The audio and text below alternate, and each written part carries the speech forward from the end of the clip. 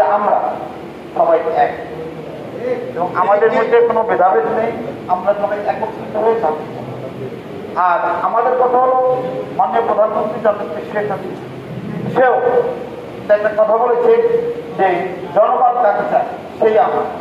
যেহেতু আমরা দল করি, আমরা একটা দলের সাথে জড়িত এবং দলকে ভালোবাসি, বঙ্গবন্ধু আদর্শ নিয়ে আমরা চলি, সেখানে যদি আমরা জনগণ যদি আমাদেরকে ভালোবাসি তাহলে আমরা ইনশাল্লাহ জয় হলে মাননীয় প্রধানমন্ত্রী শেখ হাসিনা আমাদেরকে সাহায্য গ্রহণ করে, এটা আমার বিশ্বাস। তাই আমরা এতদিনে আমরা অপেক্ষা করেছিলাম, আমরা মাঠে শোয়েবকে নামিয়ে দিয়েছিলাম এবং শোয়েব মাঠ চষিয়ে ফেলেছেন এবং আমরা জানতে পেরেছি এবং আমরা যাচাই করে দেখেছি আমাদের রেজাল্ট করে শোয়েব সবার শীর্ষে আছে। তাই আমি একটা কথা বলছি, আজকে আমার বলতো মেয়র মহিউদ্দিন যে নীতি আদর্শ নিয়ে চল, আমরা পটুয়াখালী পৌরবাসী দ্বিতীয়বারের মতো আমাদেরকে মেয়র বানিয়েছে, যেটা সারা বাংলাদেশ ইতিহাসে।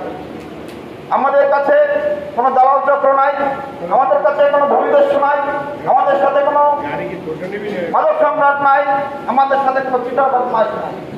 তাই আমার বিশ্বাস যে আমাদেরকে মানুষ আমাদেরকে এই কারণেই কিন্তু পাবলিক। তা আমি বলবো যে শোয়েবকে পাবলিক পটুয়াখালী সদর আছে জনগণ শোয়েবকে ছাড়বে না এবং শোয়েবকে ইনশাআল্লাহ 29 তারিখ বিজয়ের মামা করবেন। এটা আমার বিশ্বাস এবং পটুয়াখালী মানুষ আমাদেরকে সাহায্য গ্রহণ করবে।